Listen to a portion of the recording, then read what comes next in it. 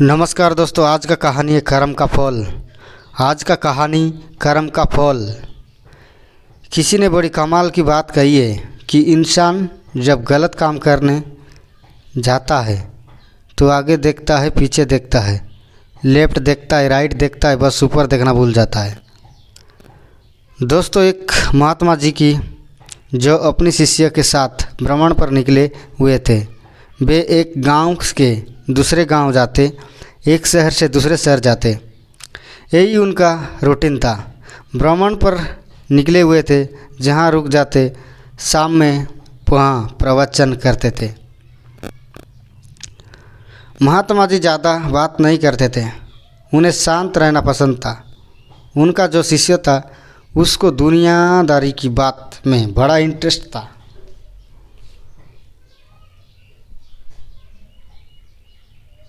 दूसरे की ज़िंदगी में ताका-झाकी करने में यकीन रखता था।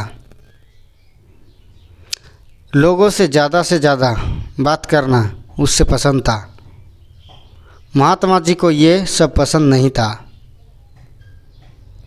वो ज़्यादा किसी के जीवन में ताका-झाकी करते नहीं थे। अपना काम से काम रखते थे। अपने रास्ते पर चलते एक सुबह निकले हुए थे भ्रमण पर। वही उनकी यात्रा चल रही थी। एक नदी के किनारे से जा रहे थे तो उन्होंने देखा कि एक मछुआरा जो था वो मछली पकड़ रहा था। गुरुजी तो अपना चुपचाप, महात्मा जी तो चल दिए या निकल गए। शिष्यों को रहा नहीं गया। वो गया दौड़ करके मछुआरे के पास और उसको जाकर के अहिंसा का उपदेश देना शुरू कर दिया कि तुम्हें हिंसा नहीं करनी चाहिए।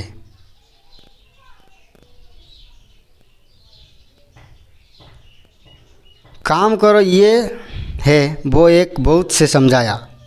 मछुआरे ने शुरू में रिएक्ट नहीं किया, शुरू में ज़्यादा बोला नहीं, लेकिन जब वो शिष्य बोलते ही जा रहा था तो ज्ञान पर ज्ञान देते ही जा रहा था, तो मछुआरा जो था वो गुस्सा हो गया। दोनों के बीच में बहस होना शुरू हो गई। मछुआरे ने कहा, मेरा काम है, मुझे अपना काम करने दो। तुम कौन होते हो बीच में बोलने वाले। धीरे धीरे बहस बढ़ती गई और झगड़ा शुरू हो गई। महात्मा जी ने पीछे पलट कर के देखा। उनकी आदत मालूम थी। दौड़ करके आए, शिष्यों का हाथ पकड़ा, उससे खींचकर वहाँ से ले गए। उसको समझाने लगे कि तुम क्यों उलझते हो लोगों से। शिष्यों ने कहा, देखा नहीं अपना गुरुजी वो गलत काम कर रहा है। उसको शिक्षा दे रहा था कि हिंसा नहीं करनी चाहिए, अहिंसा का रास्ता अपना। तो गुरुजी ने कहा, अरे तुम उससे क्यों शिक्षा दे रहे हो, तुम उससे क्यों उसके पीछे पड़ गए। तो शिष्य ने कहा कि मुझे समझाना पड़ेगा, वरना उससे कोई दंड तो दे नहीं रहा है। यहाँ के महाराज ने भी कहीं प्रावधान नहीं रखा है कैसे लोगों को दंड मिले। गुरुजी ने कहा, यहाँ कोई किसी को दंड नहीं देगा, न तो वो देगा, किसी को देना है।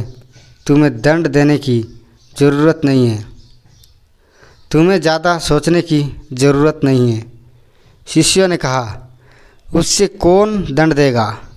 गुरुजी ने कहा, बस समय आने पर वो अपना फैसला बाद सुना देता है। हमें इस पछड़ने की ज़रूरत नहीं है, हमें झगड़ा करने की ज़रूरत नहीं है।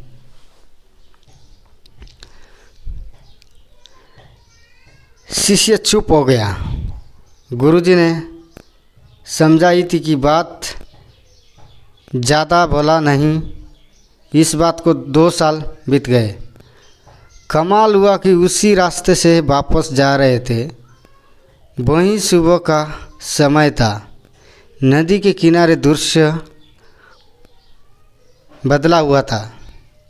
अब वो शिष्य देखता है कि वहाँ एक सांप जो है अपनी जान बचाने के लिए तड़प रहा है और चींटियों उससे नोच कर के खा रही है। शिष्य से ये भी देख कर के रहा नहीं गया और दौड़ के गया सांप को बचाने के लिए। गुरुजी ने फिर से हाथ पकड़ लिया और बोला, नहीं, जो हो रहा है होने दो। शिष्य ने कहा, गजब करते हो आप।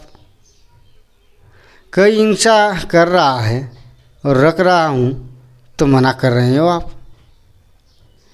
किसी की जान बचा रहा हूँ तो मना कर रहे हो आप।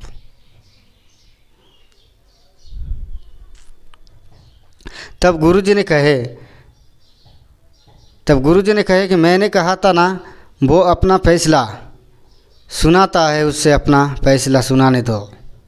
तुम्हें याद है, आज से 2 साल पहले यहीं से हम लोग निकले थे, जा रहे थे। यही जो सांप है मछुआरा था, मछलियाँ पकड़ रहा था। वो मछलियाँ चींटियाँ बन चुकी हैं। जो मछुआरा वो मरने के बाद अगले जन्म में सांप बन चुका है। अपनी करने का फल भोग रहा है। तुम उससे मत रोको, और अगर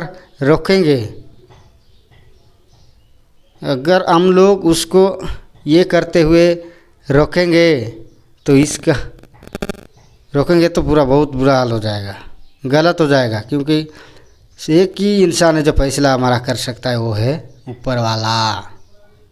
इस कहानी की सीख, आपका कर्म जैसा होता है आपको फल भी वैसा ही मिलता है। इसलिए हमेशा अच्छा काम किया करो, क्योंकि अच्छा काम से ही अच्छा फल मिलता है, और जैसा करोगे वैसा ही मिलेगा। ये कहानी को अगर आप बोल तो दिए हैं कि नाम क्या रखा है कि कर्म का फल करके, इसको जैसा को तैसा भी रखना चाहिए था। मुझे ऐसा ही लग रहा है, क्योंकि जैसा करनी है ऐसा भरनी है। तो दोस्तों, अच्छा लगा तो लाइक करें, कमेंट करें, शेयर करें।